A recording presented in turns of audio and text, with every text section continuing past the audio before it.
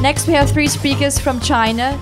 Shandai has been involved in various charity projects since 2010 and is an advisor for Ectasia for Animals. Grace Han is the founder of the organization Helps on Paws, an NGO aiming to put a Chinese animal rights activist on the map. Lucy Wang is the founder of a Facebook campaign called Fight for Animal Cruelty Laws in China. In their speech, Grace, Shandai and Lucy will tell us about the animal rights situation in China.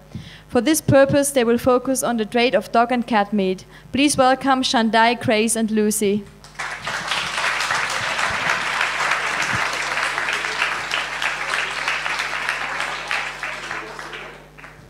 Hi everyone. Some of you might have seen me this morning. I was a bit nervous and I'm still nervous. And there's a lot of things not going smoothly. So we do apologize up front if there's anything come up, but hopefully not, touch wood. Our other colleague, she's downloading a file, so we're just going to start now. Our presentation is named Animal Liberation Movement in China. And I'm sure loads of you are very interested in what's going on in China and then what are people doing about it. And then if there's any animal rights activists in China ever existed, yes, there are. And we have some of them. So, right, we just get straight into it. Oh, sorry. Right, we're going to start off with the, one of the most talked topic, the illegal dog and cat meat trade. And we think it presents a global threat, and we will explain why is that. So what is this trade is all about? As you can see, it's about cheap meat, greed, and corruptions. Cheap meat is dogs and cats not regulated for slaughtering or transporting in any countries that I know of, and especially in China, it's not regulated for transporting and then sold as meat either. But people are still doing it, and then they sell them. There is an eating habit that provides the consumption for it, so there is a market for it, and then people pay money for it. And they also sell dog and cat meat as fake lamb and beef. So they reduce the cost of any farm animal they have to raise in their farms, they have to feed them, and then this is the cheap way of getting the meat and then get the profit. And greed is basically one of the cultural influence from back in the day in China. There are people kind of eating dogs as their daily meals. This takes time to come across, but we will explain what is changing these days in China.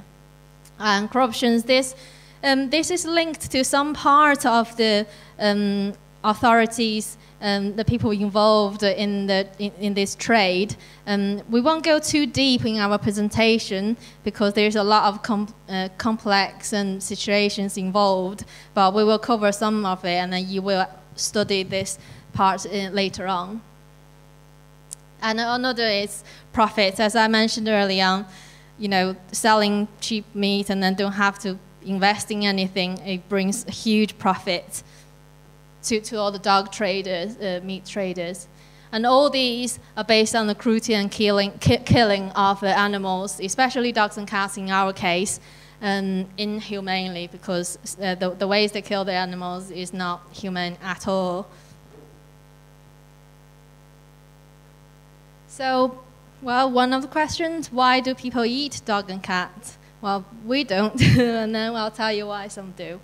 It is a tradition considered in some parts of China, now the whole China, and also not just in China, in across Southeast Asian countries like Cambodia, Laos, Vietnam, Korea, South Korea, North Korea, they all do. And then many people eat dog meat and cat meat. They believe there is medicinal beliefs. They think eating dog meat can make them stronger and then keep them warmer in winter, you know, just all sort of things. But there is no scientific proof. And then, again, it is great. Some people, they just like the taste of it, I suppose. So, this is why we think it presents a global threat. I'm sorry about the graphic images. that containing this presentation. I have to warn some of you that you might not have seen some of the things before, but be prepared. It has loads of animal cruelty involved in this trade because animals are killed inhumanely, and also before they're killing them, they torture them because they believe the meat would taste better in some cases. Some of you might have heard of it, I'm not sure. But the first image is regarding the cruelty. Basically, a dog just being fed a load of cold water before his death to increase the body weight. And the second greed, the picture was taken at Yulin Dog Meat Festival that happens every year, starting from the 21st of June officially. And over 50,000 of dogs would be killed and consumed during the period of the festival. Corruption, that's a picture of a faulty quarantine certificate that's shown, and then by a driver of the loads of dogs cramped in cages, and then some activists stopped the truck, and then the driver was showing, oh, we have a certificate, so this is legal. And also it presents food safety. Loads of dogs were poisoned by the dog traders because that's an easy way to capture them. After they were poisoned, they were still sold as meat. And then if people eat the poisoned meat, they could cause like your mutation in your body, and then they could have a virus outbreak. And we wouldn't even know what virus it would be. I think one example I could think was SARS. 10 years ago in Hong Kong, there was a virus outbreak, and then loads of people died from it. And yeah, that's related to the next. Also rabies as well. These dogs were not vaccinated in any case at all because they were a lot of them are strays, so they wouldn't have had their vaccination. And then also another social impact. This is a picture took from a truck load of dogs, and then one of them we spotted has a pink collar on. So she was someone's beloved family. So the reality is there any dog meat farms in China? A lot of people believe the dogs they were eating are raised in the farms, and then that was their purposes for their meat. But our answer is nope.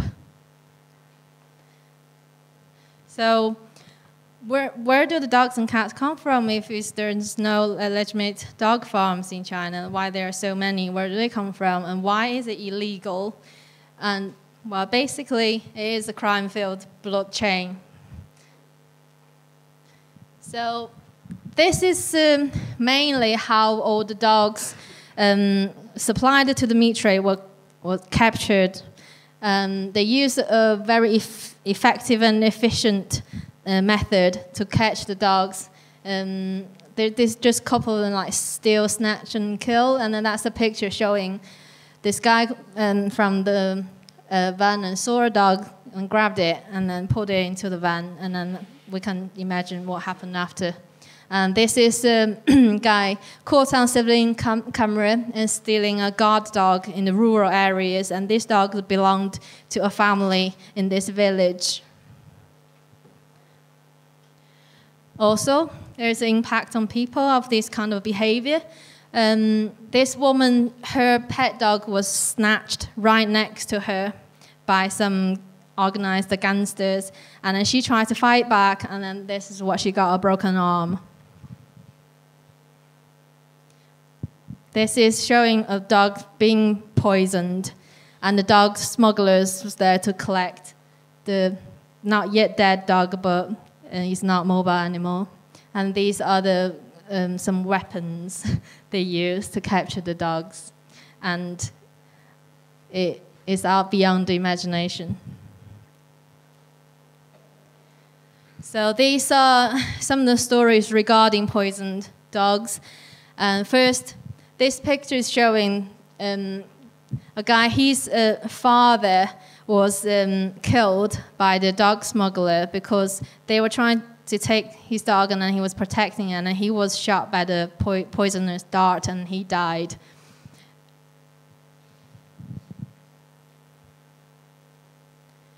And recently, the police have caught organized criminal gangs, and these are the people that involved in this kind of a crime.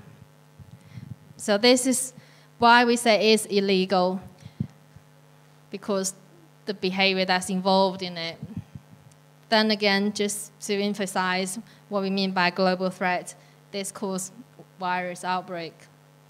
So, saying it's global is China, North Korea, and South Korea currently they the government has they don't have anything in place officially to trying to bring down this trade, but recently there has been a talk in other Southeast Asian countries, including Thailand, Vietnam, Cambodia, and Laos.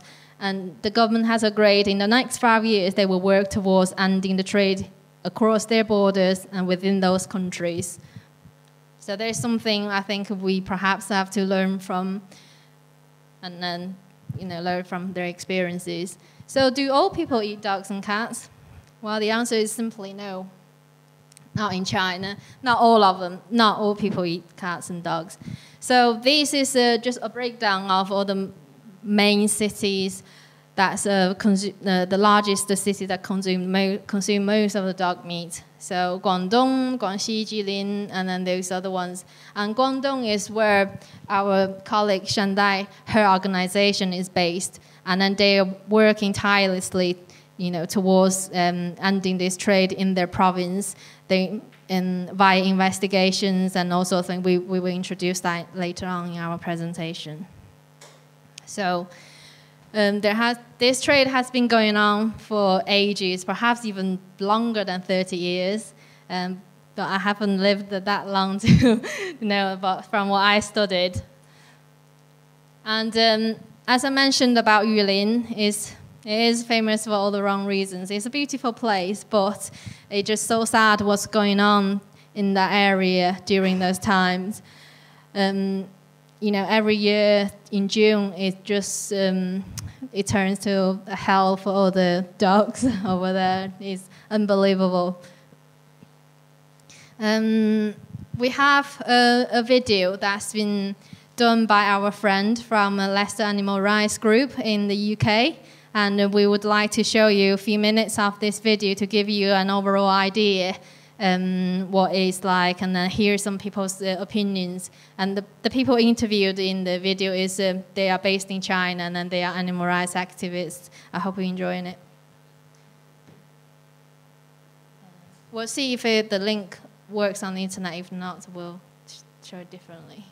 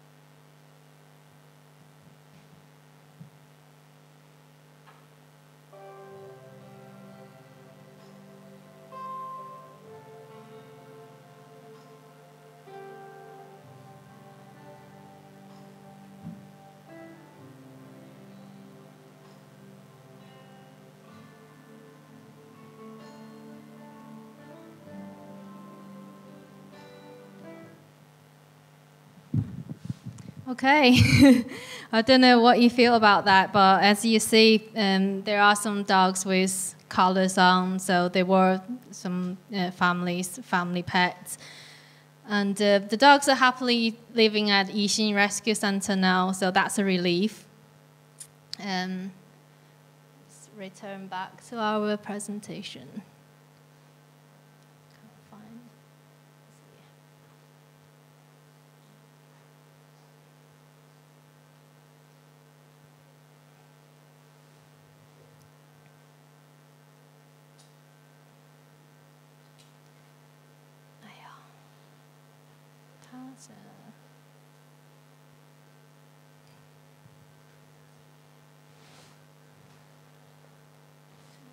Difficulty.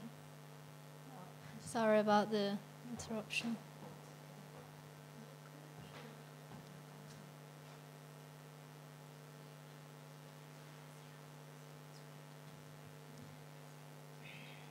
Where did it go? Hmm?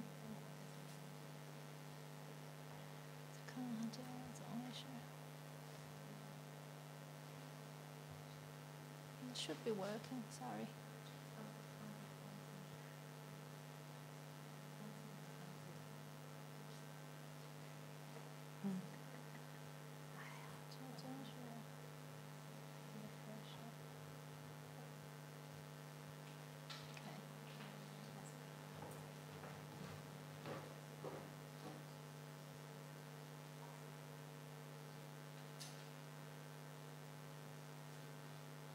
Okay, we're back in business. So, there is some reality check I have to do here. There is, in China, there's no animal protection laws or law against cruelty to animals. So, it's a very difficult situation for the activists in China because they could use, there's very limited amount for tools and laws and regulations they could use to fight against this kind of trade. But I'll let my colleague Lucy to take you further into the next few parts. Hi everyone. It was pretty heart-wrenching to watch that video. It was very difficult for me. All right, so with that being said, that we do not have any type of animal protection laws or any laws against animal cruelty. So in that case, people can just do whatever they want, to the animals without any punishment done to them. But there are ways. That's the reason that we call it the dog meat trade is illegal, because these are the rules, the existing laws that they break in China. So food safety and health regulation. Grace has covered a lot about, where the dogs come from, or the cats as well.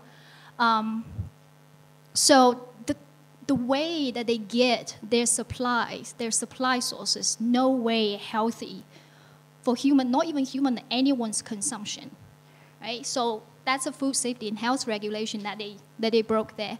And then also the quarantine and the inspection for livestock. So in China, all the animals need to be inspected healthy and then also quarantined before they get on any kind of moving vehicle to be transported to another location. Obviously, that's not down to any of the dogs or cats. And then also, the simple, every single step that they take in the whole chain of this blood chain is that they are also violating other, civil rights of others. They're hurting, animals are not the one that they hurt, but also the people. They're humans. And we saw, the guy who killed by the poison, the woman got beaten, her arm got broken by the dog meat smugglers. That's a serious crime. So based on this, it is a very illegal trade. And then these are some of the main rules that the Chinese activists use to work against them.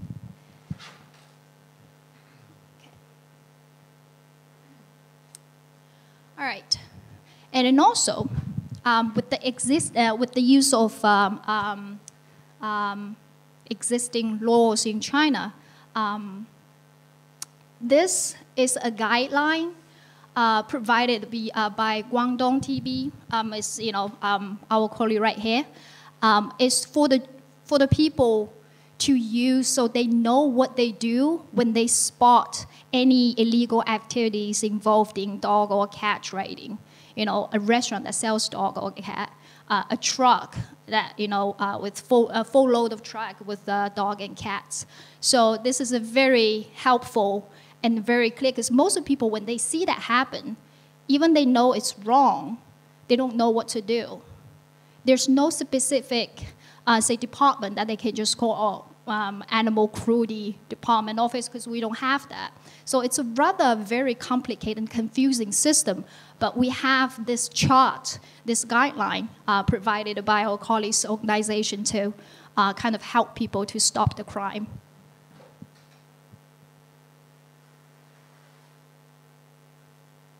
Now, we also mentioned before that this trade is not a really new thing in China, and it has been existed for 30 years, maybe more. But now, why the movement has just started in the recent years? That's the power of Weibo. Now, Weibo is an equivalent version of Twitter in China. In China, well, the government is, as some of you guys may know, that we have a very serious problem with censorship. Major social medias like Facebook or Twitter, they're all blocked, and then also a lot of news websites as well. So people are very isolated, actually, and then also there's a language barrier as well. But then we have Weibo. That kind of sparkled just a huge amount of social movement. Now, animal rights movement is just one of them. So all the dog truck rescue, and then also any random animal cruelties cases that people can just, like I say, a tweet, send a tweet on Weibo, and then the entire country will just respond to it, and that kind of sparkled the whole movement. That's why we see the map. When we have 5 massive dog rescue trucks, dog truck rescues happen in 2 months.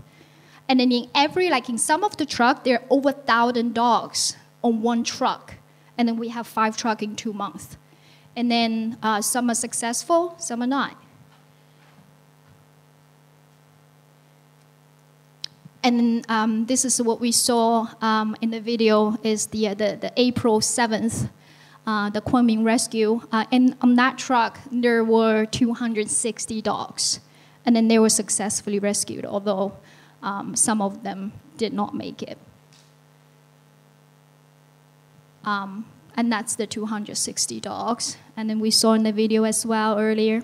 Now, this is another rescue happening March this year.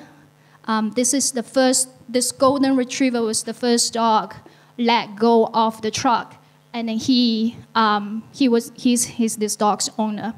That he just couldn't control his emotion. Can you imagine how that would feel? So it's pretty heart-wrenching. But do you think the movement on the social network, the call out for the rescues for all the trucks, will that be able to stop the dog meat trade? No. Now, this is what happened. In April 2013, 29th, end of April this year, we spotted this truck. And this truck had over 1,000 dogs, roughly 1,000 dogs on that truck. It's all cramped in little cages, okay? And there was a rescue attempt, and it was failed. They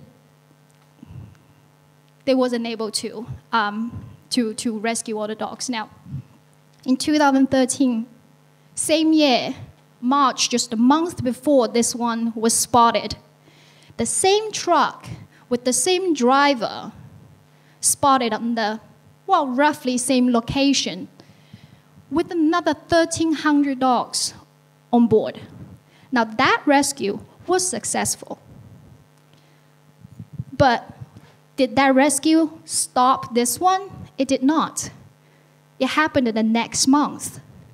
So this is not the answer.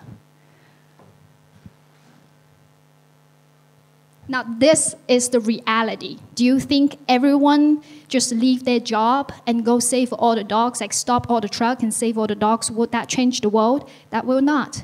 This is the figure. This is some very, very hard, difficult reality. We have 50 million dogs being killed every year, 130,000 every day, and 50,000 just during one event, just to supply that one town. Over 400 trucks every day.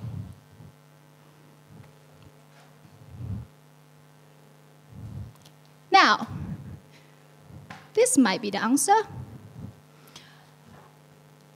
The GDDP, this is our colleague right here. Her organization is the only organization in China who dedicate their work into ending the black, dog meat trade. That's the only thing they do. And then they do a lot. And then I will pass this on to my colleague and then let her, speak to you guys. Thank you.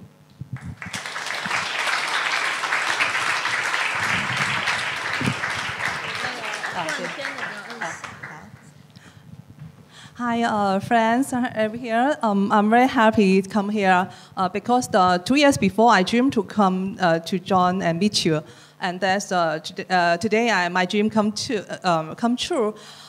Because behind me, it has many volunteers in the organization. They expect to help the animal in China.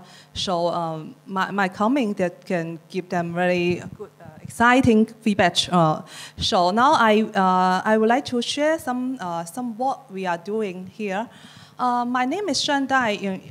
The name in English in China means be kind to animal. I joined the animal protection volunteer work 3 years before, caused by I come from Guangdong. Maybe many people, many friends here know in Guangdong, that's mentioned in the map, you have not good habits to have a wild animal and dog cat meat eating. And consumption is really terrible. And so you can see the figure. We show that about over 10,000 dog and cats was consumed every year in Guangdong, and the similar amounts of the wild animal in Guangdong also, including some snacks, something like that. So the reason I joined the animal protection team is that my Australia agent, one day we have the dinner and lunch together. He invited me to come to see a very strange animal. That's an exotic animal, and try everything to help them. And finally, I get some consultant and then go to the forest bureau. Finally, we help this animal from the table, and then work with the governments to let it free to the forest. So that let me have the confidence that according to the existing law, for the wild animal protection law, we can help them. And at the same years, my dog go for a while out of my garden.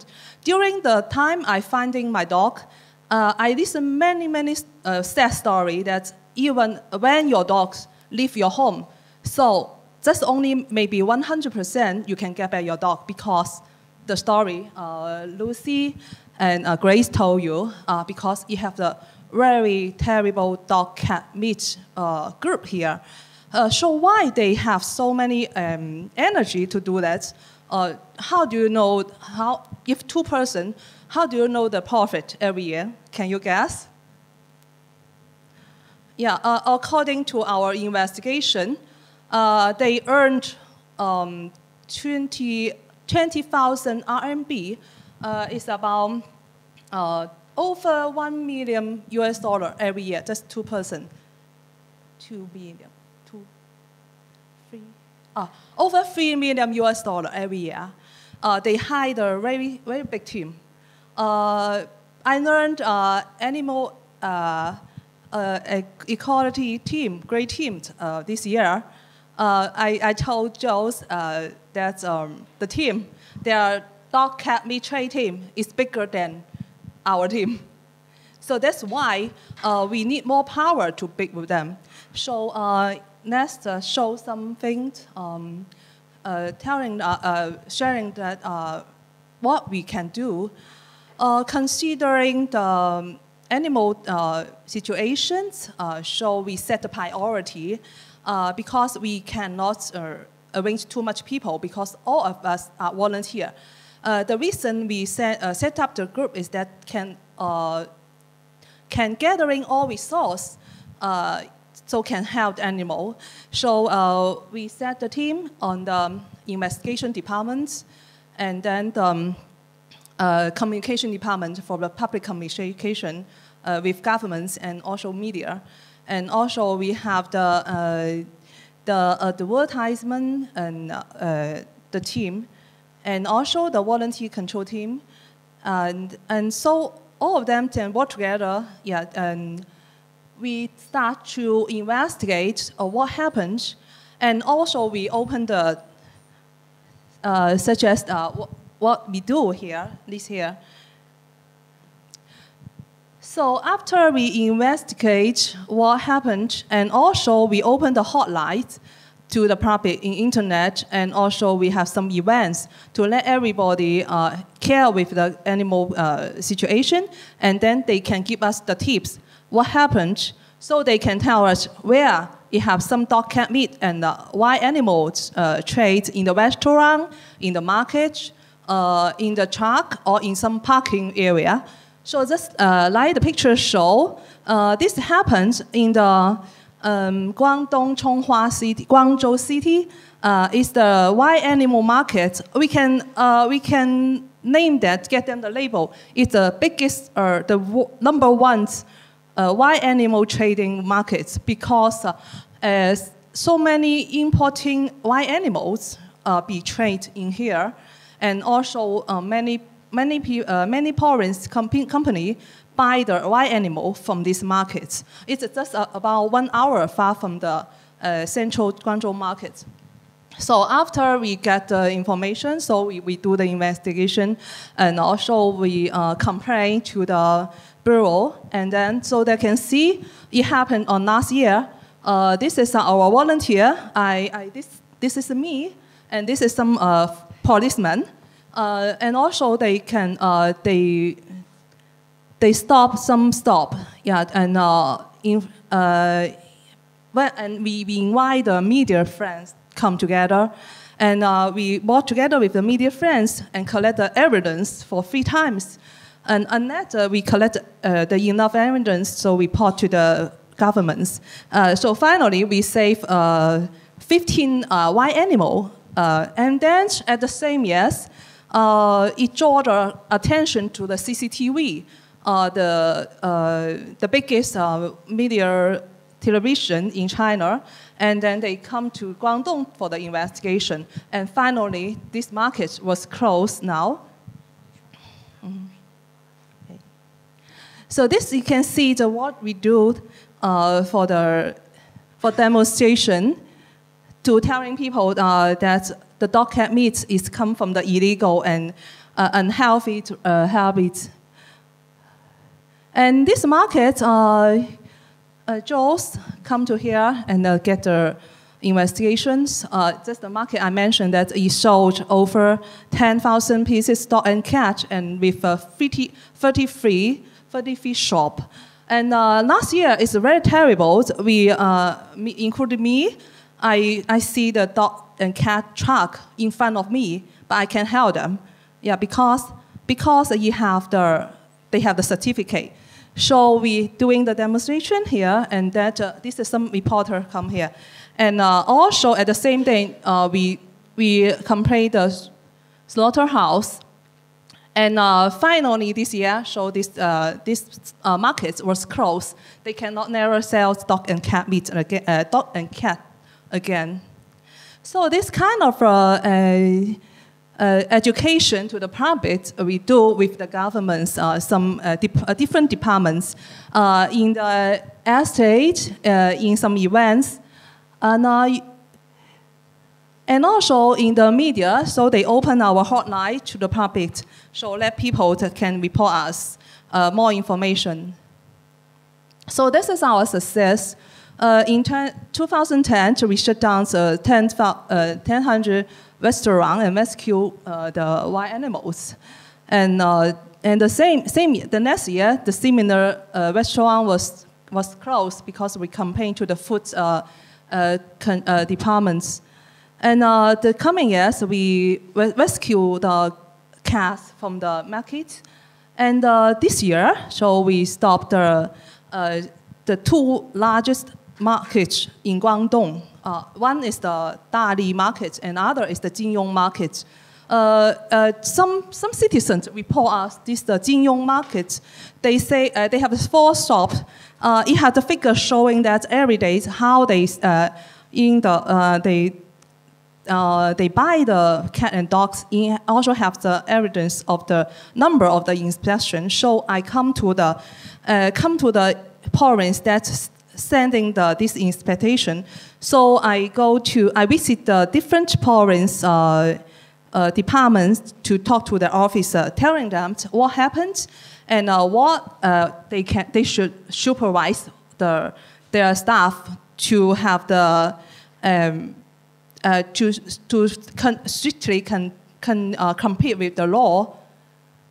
This is the education we do in the school, and also for helping some people's children, just like this one, let them know how they can protect them to avoid be hurt from the dog and cat. This is a court telling people if one day Chinese have the Chinese animal protection court, so what we can help. This cat is one of the cats saved from the market. So she is also the volunteer together with me to educate the children. So they love the cat very much. Before he will be killed to be the cat meat. So she's very lucky. So I wish can work together with you and then saving more lucky children. This is some education to public, also telling what happens we use in every events. Yeah, so we also have some. This is some books. Yeah, 等等哈。So now I will show you some. 看一下那个 video， 看一下。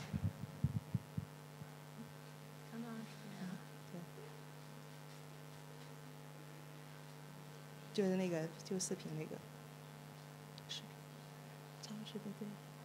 不能看，我播放不了，跟你说了。啊，播不了，好 ，OK。Because this computer cannot show some video of our events. So it doesn't matter if you have any interest to communicate with us, so we can share it to you, and also later we can launch more to public. Because now we had the good news that we have the milestone that this year. After the meeting, I had the meeting with the agricultural departments and also different provinces related to the dog cat meat trade. In April, department announced the one and dog cat meat dog cat inspection requirements.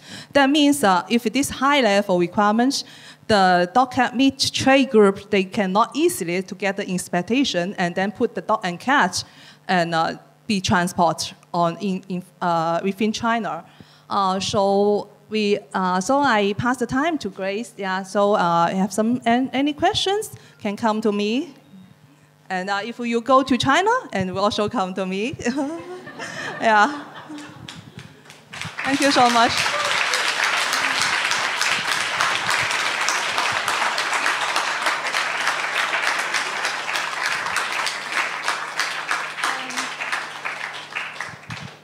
Sorry, guys. I'll just quickly run through a few of other important things that I need to cover in this presentation. We do have some other awesome new generation Chinese young activists in China that's working towards ending this trade and also protecting animals from any cruelty that's happening these days on a daily basis.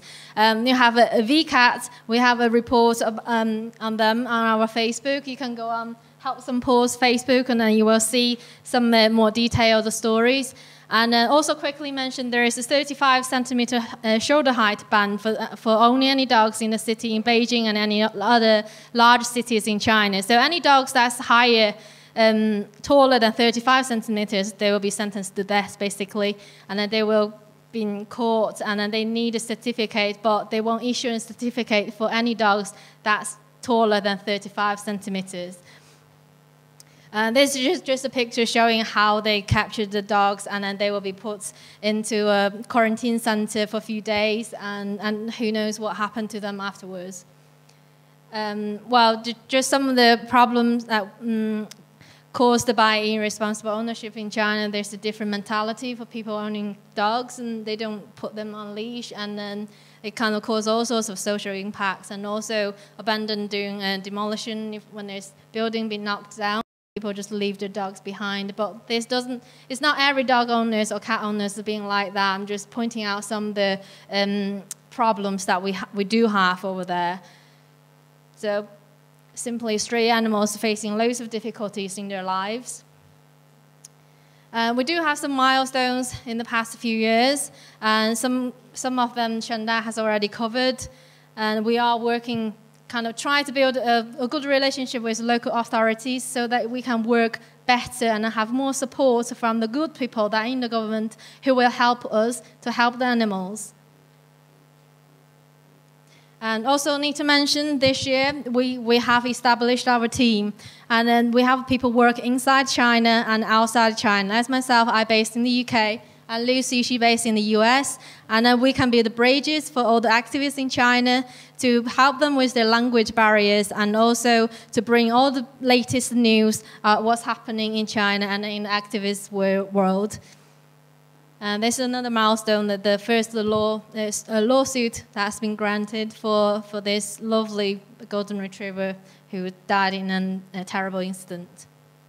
So this is the name of our team, Together for Animals in China. And we have a rescue center in Beijing. We're currently housing about 34 animals, 4 cats, and the rest are dogs. This is our current project. We have international adoptions and sponsorship and international volunteers projects. This is all on our website, which we will provide you with all the information later on. So these are a few of our upcoming projects. We will have our team website up and running soon. Myself, a web designer and developer, so we kind of have all the resources that we need. And Lucy, she's a marketing expertise. And we kind of, in this new generation of activism in China, we try to gather all the talented people who have the essential talent and skills that we don't need to kind of have to pay money for other people to do things for us, so we can do them ourselves and then do it better. So our short-term goals is to reduce stray animals numbers and then close down more livestock markets, provide some educational programs. And long-term, in the next 5 to 10 years, hopefully, we would establish an effective way, but hopefully we will end the trade. But I don't think that is a realistic timescale. Right, okay, that's just a group picture of Shandai involved with some of the other activists in China. So we'll end our presentation here. I think we're running a bit late. So if you have any questions, we would like to answer them. Thank you.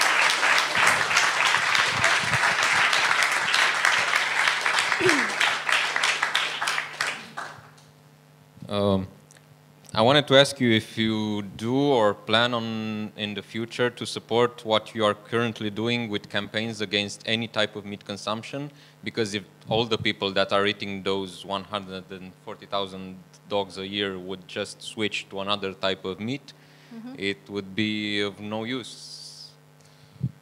To your question, we do get asked a lot because a lot of my friends are vegan and you know, myself as well. But in China, the problems, we are very behind with all the activism and animal protection and all the cruelty things.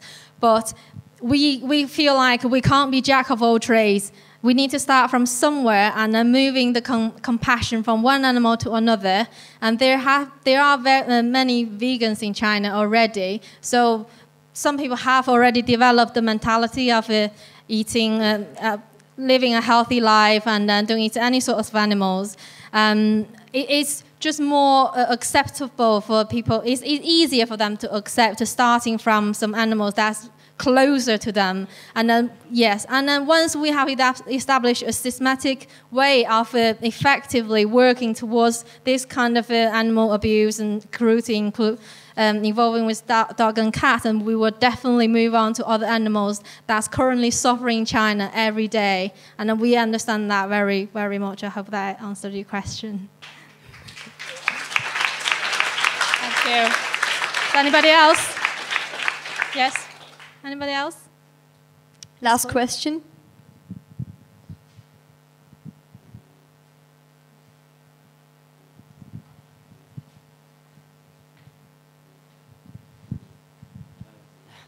Just a question. I don't know how strong is the influence of the Mahayana Buddhist people in China, because they are all vegan, I think.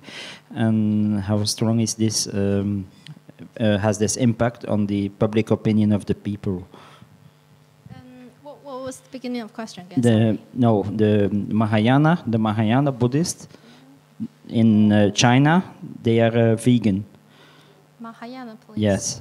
I have a friend personally. I have a friend. She's Mahayana Buddhist in China. Okay. And she said they all eat vegan, but I don't know if it's they have a strong spiritual influence on the people in your country, or you don't know. If they have influence on the vegan people in China. Yeah. Well, I think in the video that we played, that's called Friends Not Food, some of the activists, they actually kind of answered your question in the video. Our shelter manager, Xiaoli, she said in the video that many vegans in China, they started being vegan from their religious beliefs. So, and a lot of them, the main religion in China is Buddhism. So I suppose they do have influence in the people's mind of becoming vegan, and then it's widely accepted in China actually, because if I want to kind of be religious, I would choose Buddhism, because to me, it's where I come from, and then people kind of understand it a bit better, and it does encourage a healthy living by not consume any animals. So I don't know if that answered your question. I'm not an expert in religious stuff. Sorry. So the question: how strong is the influence? How strong? Well, this is very difficult. How strong you have to be there to experience it yourself, to kind of ask the vegan people like why they become vegan. So some kind of that study perhaps need to be done in the near future. And once we get the chance, we'll look into that. Thank you. Thank you for attention. Thank you very much.